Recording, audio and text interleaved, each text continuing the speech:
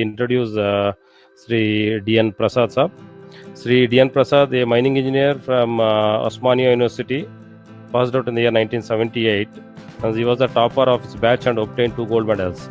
He holds first-class mine certificate of competency to manage coal mines. So he did his MBA from University of Hull, UK. Prasad has an overall experience of about 42 years, comprising both operation and management of coal mines and development policy planning for coal and lignite in the Government of India.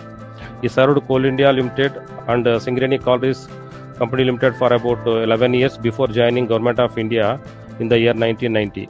He had served in the then Planning Commission in the Power and Energy Division and Project Appraisal Division for about 15 years and shifted to Ministry of Coal as Director Technical and got elevated as advisor and served in the ministry for about 12 years, dealing with all technical matters of the sector. Post superannuation, Mr. Prasad joined Singareni Coal Collieries Limited as advisor mining and continuing as on date. His work experience covers development of coal and lignite resource encompassing exploration, production, techno-economic appraisals of projects, project planning and monitoring, environmental management, development of clean coal technologies, infrastructure planning, energy planning, etc.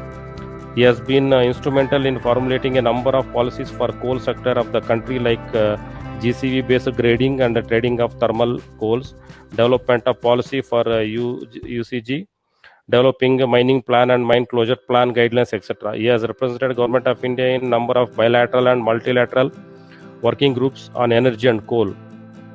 Was a member in number of committees representing the ministry and was on the boards of number of PSU coal companies as a nominee director of Government of India. Visited a number of projects and countries in relation to official purposes. Presented a number of technical papers in various national and international seminars. So fellow of Institute of Engineers and member of MGMI. So holder of Professor IKI Award from Japan Coal Energy Center, Tokyo, Japan, for his contribution in development of coal sector of India and bilateral cooperation for development of coal sector of Japan. So we welcome you, sir. So now I over to Sri D.N. Prasad, sir. So please go ahead, sir. Thank you, Mr. Dhananjay. Thank you, Pichambhitra sir, for giving a very nice introduction of the mineral sector of the country and the policy developments since independence and what is the current state. Thanks a lot. You have covered very broadly all the issues of the mineral sector. I have been asked to limit myself to the coal sector of the country because of my background experience. I have prepared a presentation. I am sure some insights are there where you can also give some suggestions how to go about for further development of the sector. Now I am entering my presentation, sharing that one. Just a minute.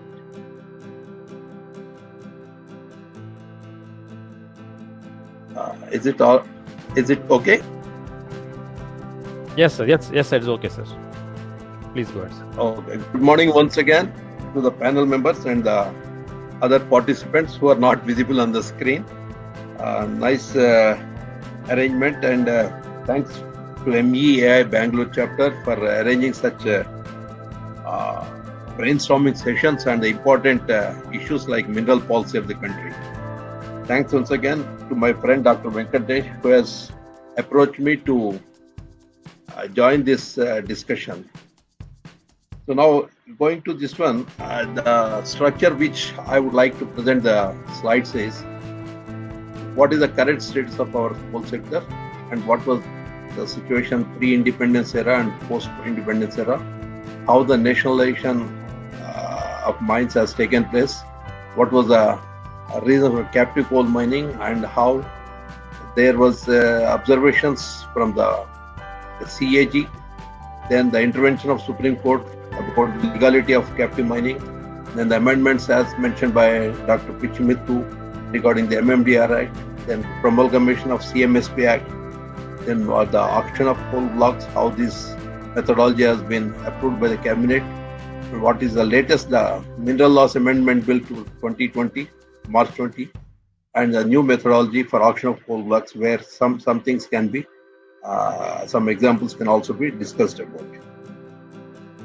So basically, when we look at this coal sector, it's a mainstay of India's energies even today, and over 75% of the electricity generation and 55% of the primary energy supply, they are coal-based. Other than power itself, steel, cement, fertilizers, ceramics, paper, they're all the major consumers of coal after the power sector. And resource-wise, we have 156 billion tons of measured reserves, ranking around 5th in the world. And production-wise, we did around 730 million tons last year, and stood as second largest coal producer of the world after China. And we consumed around 970 million tons with an import content of around 230 million, and that's around 24 to 25% of our consumption level. Government is seriously thinking how to reduce this import content, at least for the thermal coals, if not the coking coal, where resources are very bleak, and how to manage this huge outgo of the foreign exchange, for which they are looking for improving the domestic coal production. And they found that the way is to open the sector and allow the commercial coal mining, that the recent developments in the sector. Despite the concerted efforts to transit the renewable energy, India is expected to be dependent on coal for significant part of its electricity generation even in 2040. If we look at pre-independence era, in fact, the coal mining in the country began way back in 1774 during Warren Hastings' time, where with the advent of steam locomotives in 1853, there was a fillip to the coal industry, and the production reached over 1 million tons per annum during that period. Sudden rise was there at the end of First World War, and the production reached around 22 million tons by 1919 and 22 million tons during Second World War, 1942. Grant of PLML on first come first served basis was the order, but this competitive bidding was not there at that time. Then post-independence, what has happened? We have been following the economic planning through planning mode, and by the end of the first 5-year plan, the production went up to 38 million tons. The government recognized for the systematic and scientific development of the industry and the process of national economic planning is a part of this one. The thrust on development of coal was dictated mainly by the needs of the consumer. Initially, it was the railways, followed by the steel, and now power. As you know, they are the major consumers from time to time. Coal was in both private and public sectors, and PLML was first come first served basis. It was continuing. And NCDC, NLC, they were formed in 1956. Singareni Collieries was already a government company by then. However, to secure the supply of coking coal for steel sector, prevent unscientific coal mining by the private owners, and upliftment of the conditions of safety and welfare of coal mine workers, a need for nationalization of coal mines was felt after around 40-43 years of independence. So, coal mines were nationalized in pursuit of the Coal Mine Taking Over Management Act of 1973 in 2 phases. One in coking coal in 1972 and non-coking coal in May 73. And Coal Mines Nationalization Act was put in place to permit only public sector participation in the sector in 1970. Coal India was formed with 4 producing companies in 1975 and a planning company. The MMDR Act and the CMN Act, they were regulating practically the coal sector of the country. In 1993, a tweaking happened to the CMN Act to permit the captive mining for the purposes of industries like steel, power, cement, etc.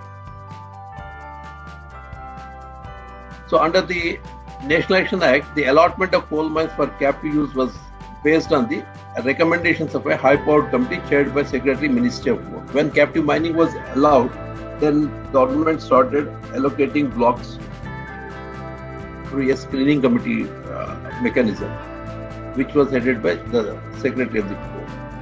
As a result, 216 coal blocks were allotted by the government during the period 1993 to 2010. In 2010, the process of allotment was changed to auction mode through amendments to MMDR, and it required Government of India to allot mines through auction by competitive bidding to companies recognized for private participation in coal mining, that is for steel, power, washing of coal, etc. In 2012, the Controller and Auditor General published its report on allotments of coal mines in India, saying that the process lacked transparency and objectivity. Then the question of legality of the allotments was challenged in the Supreme Court through a PIL, which started hearing the matter in 2012. And CBI was asked to investigate into the criminality of the allocation of coal blocks. And subsequently, in September 2014, the Supreme Court held that all allotments of coal blocks made during the period 93 to 2010, except those allotted for ultra mega power plants, that is through auction route, and 2 allocations made to the Government of India public undertakings, which were not having joint ventures, they were found to be legal and they did not cancel them. So therefore, subsequent to this decision, the government has enacted Coal Mine Special Provisions Act to deal with the cancelled blocks. At the same time, in 2015, MMDR Act was also amended. The CMSP Act, this has amended the provisions of Cement Act, and MMDR Act introduced 3 categories of coal mines specified under this one, Schedule 1, 2 and 3. In this Coal Mine Special Provisions Act, it provided for allocation of coal mines to successful bidders and allottees through a transparent bidding process, and paved the way to allow greater private participation in commercial coal. Schedule 1 mines means Schedule 1 coal mines were all the 204 blocks that were cancelled by the court. Then Schedule 2 is the list of the 42 producing and ready to produce mines, and Schedule 3 was 32 coal mines which were in advanced stage. They are all the part of Schedule 1. Schedule 2 and 3 mines were reserved for allocation only for specified end use. Again, it was going for the captive route. Since the enactment of CMSP till the end of 2017, 84 mines have been successfully allocated by the Government of India, out of which 31 were through auction and 53 through allotment. Our subsequent response to auction of captive blocks was not encouraging due to different issues, including suboptimal utilization of the resources, when there was a need for increasing production and reducing imports. Then government came up with an order in 2018 that is called CMSPA order, considering the lukewarm response to the captive blocks auction. Prior to this, government had also issued the methodology to fix the floor or reserve price for auction of coal mines in 2014. In this 2018 order, it provided for commercial coal mining for private sector with no restriction on the sale or utilization of coal from the coal mine. So this was a big relaxation. The auction of the coal mines was sought to be based on prescribed bidding parameters. In line with the 2018 order, the foreign direct investment policy was also amended to reflect the policy change in the coal sector. Earlier in 2006, the FDI policy, it was allowed for 100% but limited to captive mining. It was further subject to the condition that processing units would not mine or sell the coal. So this was as good as not much encouraging. But in line with the 2018 order, now government has amended the FDI policy in 2019 and approved 100% FDI under automatic route for sale of coal mining activities, including associated processing infrastructure, which would include coal washery, crushing, coal handling and separation. The most interesting thing is the Mineral Laws Amendment Bill 2020. Here, the bill amends the MMDR Act and the CMSP Act provisions. As you know, MMDR, it regulates the overall mining sector in India, and the CMSP provides for the auction and allocation of mines, whose allocation was cancelled by Supreme Court in 2014. So what are the major changes that have taken place out of Mineral Laws Amendment Bill? One is removal of restriction of end use of coal. Currently, our companies acquiring Schedule 2 and Schedule 3 coal mines through auctions are permitted to use the coal produced only for specified end uses such as power generation, steel production, etc. The bill removes this restriction on the use of coal mined by such companies. Then secondly, companies will be allowed to carry on coal mining operations for own consumption, sale, or for any other purposes, including export, as may be specified in the central government. The second point was eligibility for auction of coal and lignite blocks. Here, the bill clarifies that the companies need not possess any prior coal mining experience in India in order to participate in the auction of coal and lignite blocks. Further, the competitive bidding process for auction of coal and lignite blocks, it will not apply to mines considered for allotment to a government company or its joint venture for own consumption, sale, or any other specified purpose, and a company that has been awarded a power project. That means they have kept the route of allocation open to the government companies and the validity of the UMPP blocks. Then comes the keynote address, as our chairman was mentioning, composite license for prospecting and mining. Currently, separate licenses are provided for prospecting and mining of coal and lignite, and which are called prospecting license and mining lease respectively. Prospecting includes exploring, locating, or finding of mineral deposit, and the bill adds a new type of license called prospecting license cum mining lease. This will be a composite license providing for both prospecting and mining activities. Then the next point which it has considered is non-exclusive recognized permit holders to get other licenses. This is mainly for the mineral sector. Currently, the holders of non-exclusive recognized permit for exploration of certain specified minerals are not entitled to obtain a prospecting license or mining lease. Reconnaissance means preliminary prospecting, as you know, of mineral through certain surveys. The bill provides that the holders of such permits may apply for a prospecting license cum mining lease or mining lease. This will apply to certain licenses as prescribed in the bill. And next point is transfer of statutory clearances to new bidders. As you know, currently upon expiry of mining leases for specified minerals other than coal, lignite, and atomic minerals, it can be transferred to new persons through auction.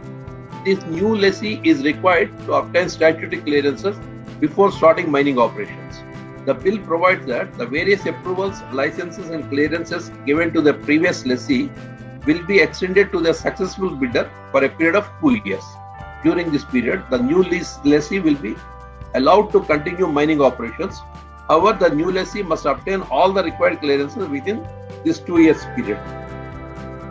Finally, reallocation of after termination of the allocations. As you know, in the CMSP Act that provides for the termination of allotment orders of coal mines in certain cases. That means the blocks which were allocated earlier, which were terminated subsequently.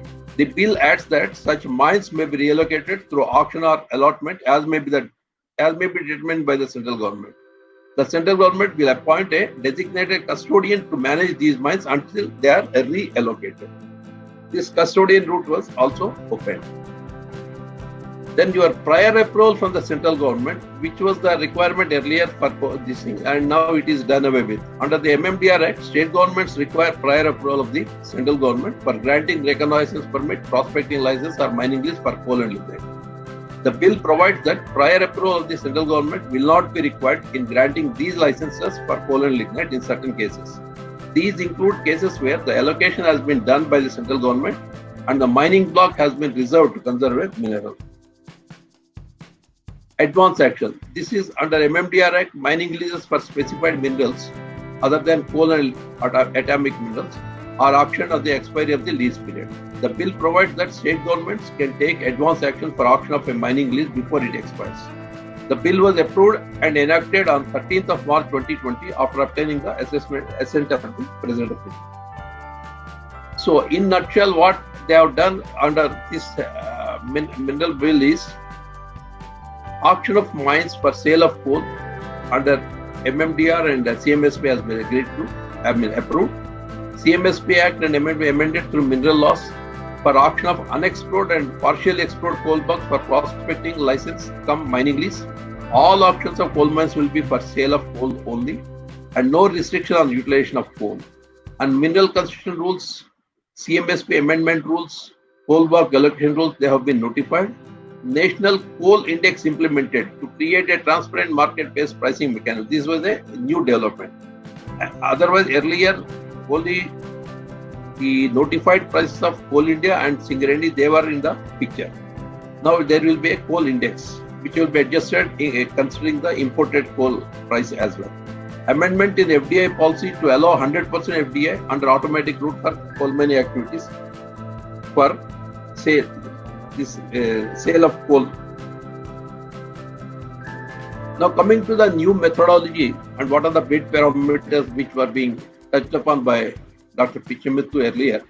The bid parameter is mainly revenue sharing basis and bidders to bid for a percentage share of the revenue payable to the government. The floor price shall be 4% of the revenue share and bids should be accepted in multiples of 0.5% of the revenue share till the percentage of revenue share is up to 10%. Thereafter, bids would be accepted in multiples of 0.25% of the revenue share. There shall be no restriction on sale and or utilization of coal from the mine. A bidder shall submit only one bid for particular coal mine. Affiliate of such bidder shall submit bid for the said coal mine. Otherwise, bids submitted by the bidder and its affiliates will be rejected. So, in this new methodology, successful bidder shall be required to make monthly payments which shall be determined as product of percentage of revenue share, quantity of coal on which the statutory royalty is payable, notional price or actual price, whichever is higher. I'll take through an example at the end of this one. The upfront amount shall be 0.25%. Sir, earlier it was supposed to be 0.5%. Now it stands reduced to 0.25%, or the value of estimated geological reserves of the coal mine payable in 4 equal installments. However, the upfront amount payable shall be as per the actual calculation as per above method or as per the ceiling. Ceiling, if you see this one, up to 200 million tons of geological reserves, it is 100, and above 200 it is 500. Adjustment of upfront payment and bid security. Upfront payment shall be adjusted in full against monthly payments to the state government, and adjustment shall not exceed 50% of aggregate monthly payments for the year. Bid security in the form of an unconditional and irrevocable bank guarantee. For fully explored, it is equal to 20% of the upfront amount, and partially explored, it is 25% of the exploration expenses already incurred. And validity is 270 days. Eligibility criteria, it's a government company or corporation or a joint venture company formed by such company or corporation or between central government or the state government, as the case may be, or any other company incorporated in India, or a company or a joint venture company formed by 2 or more companies. Additional conditions: in case a bidder is a prior LRT, then he must have paid the additional levy within the time period and should not have been convicted of an offence relating to the coal block allocation and not sentenced with imprisonment for more than 3 years. Other key terms is flexibility in coal production, at least 65% of scheduled production each year, at least 75% of scheduled production over a block period of 3 years. Right to exploit CBM and others. This is a new dimension. The successful bidder will be allowed to exploit CBM and other minerals present in the coal field, allowed in accordance with the applicable policy. Sale and utilization of coal, no restriction on the sale or utilization of coal from the coal mine. Sale to affiliates and related parties, captive consumption, coal gasification, coal liquid and export, all these things are permitted. For incentivizing, what government has proposed, 50% rebate in revenue share for early production, 20% rebate on quantity of coal consumed and are sold for coal gasification, provided at least 10% of scheduled annual coal production is consumed or sold for gasification and liquefaction. A certificate from CCO is required to this extent. Relinquishment of partially explored mine after completing the prospecting operations as per the mandatory work, this is allowed. Financing, the security creation through mortgage over the coal mine has been allowed. This is another important point where the investor can mortgage the block for securing the funds from the financial institutions. Change in control is also allowed. That means one can trade the mine. So what are the envisaged benefits? It is supposed to help growing the backward areas and their inhabitants. Methodology is oriented to make maximum coal available in the market. and enables adequate competition which will allow discovery of market prices, etc. etc. Now, auction process, coming to this one, it is a two-stage online electronic auction. Tender document to be purchased, that is 5 lakh rupees, that is non-refundable, as mentioned earlier. Technical bid complies with eligibility conditions. Financial bid comprises of 2 rounds. Initial offer to be submitted along with technical bid. Final offer to be submitted against qualified bids. Technical bid is opened and bidders meeting all eligibility conditions are declared as technically qualified bidders. Initial offer of all the technically qualified bidders are opened. A ranking and elimination based on the initial offers to determine the qualified bidders. These technically qualified bidders shall be ranked in a descending order on the basis of the respective initial offer. The technically qualified bid TQB who have submitted the similar initial offer shall be assigned the same rank. How this is determined? If 2 to 3 TQBs are there, all shall be considered as qualified bidders. If 4 to 6 are there, lowest ranked TQB shall be eliminated and remaining are considered as qualified. If there are 7 or more TQBs, 1/3 of TQBs subject to the maximum of 3 shall be eliminated. If there are more than 3 TQBs at lowest rank, all TQBs shall be eliminated and remaining are considered as qualified bidders. No TQB shall be eliminated if number of qualified bidders after elimination is less than 3. The applicable floor price for e-auction shall be the highest IPO of qualified bidders, and the qualified bidder submitting the highest final offer shall be declared as the preferred bidder. Upon the direction of central government, preferred bidder will become the successful bidder. Coal mine development and production agreement, it shall be executed with the successful bidder. Upon the execution of the vesting order, the successful bidder shall be entitled to a prospecting license or a mining lease as applicable by the concerned state government. Vesting order shall be issued to the successful bidder in accordance with the applicable law post payment of upfront amount and submission of performance security. So what are the payments and guarantees? Fixed amounts are successful bidders shall pay the fixed amount prior to issuance of the vesting order, which includes value of land and mine infrastructure, cost of clearances, consents, etc., cost of geological report, costs incurred by CMPDA and other government agencies in deriving detailed geological boundary coordinates and in preparing GR, mine dossier along with applicable taxes. Performance security is 65% of the aggregate of 1 year royalty and 1 year revenue computed on the base of peak rated capacity of the coal mines as per the approved mining plan. For unexplored or partially explored mines, before in principle approved mining plan equal to 25% estimated exploration expenses. After in principle approval of mining plan, same is as fully explored mines that will be converted. So monthly payments, what they are supposed to pay, it shall be made on the basis of the final offer. Whatever revenue share one pledges, that is followed. Revenue share for this purpose shall be product of final offer, quantity of coal on which statutory royalty is payable during that month, and notional price or actual price, whichever is higher as per the coal index. Notional price is the price arrived at after adjusting the representative price with sub-index of national coal index of the relevant basket of coal grades on the date of which royalty becomes payable. Representative price shall be a product of weights of the base year and latest available price of these components at the time of issuance of the tender document. So these are determined by the Coal Control Organization and it will be published. Actual price shall be the sale invoice value of coal, net of statutory duties, other statutory duties, including taxes, royalty, contribution to NMDT and DMF. It shall be payable as per the applicable law. So now I've just present one model calculation for a given block. We have just I have just considered one block by name Radhikapur East Coal Block in Talcher, where the geological reserves are indicated to be 172 million tons. Ore button 343, mineable reserves 104, average stripping ratio works out to 3.31. Peak rated capacity is planned for 5 million tons per annum or monthly production of 4.16 lakh tons. And the cost of production was working out through MDO as around 850 to 900 rupees per ton. So in order to reach the threshold IRR of 12%, the desired selling price was working out to 1332 rupees per ton.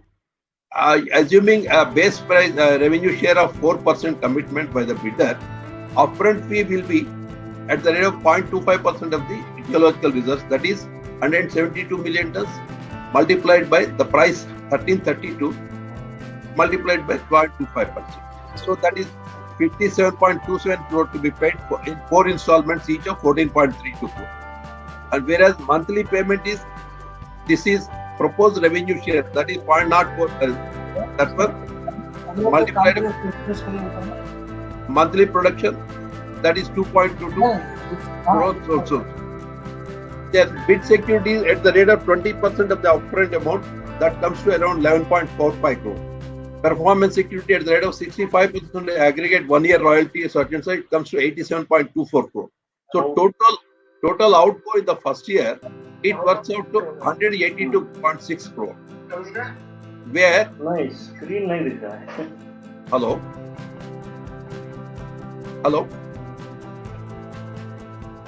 hello Sir, please go ahead, sir. Yeah. Please go ahead, sir. So therefore, in this out of 182.6 crores of outgo in the first year, 26.64 crore is annual revenue share, and others, that is upfront payment, bid security and performance security, are one-time payments. In addition to the above, as you know, one has to pay other fixed expenditure, GR cost, land acquisition cost, etc., incurred by the priority for development of the block, and by the tender documents spending 5 lakhs. This is only an example, and it will vary from the block to block. So in conclusion, what we can envisage is, coal sector has moved from the nationalization to denationalization. This policy change is envisaged to help enhancing domestic coal production, which would reduce imports of thermal coals and enhance energy security. The market forces are envisaged to improve the technology, quality and safety of mining operations and induce competition in the sector, thus meeting consumers' expectations. Having opened the sector, government to urgently consider instituting an independent regulatory authority for coal. Thank you. So thank you very much, sir. For your detailed and elaborate presentation on coal. It was very educative. So many new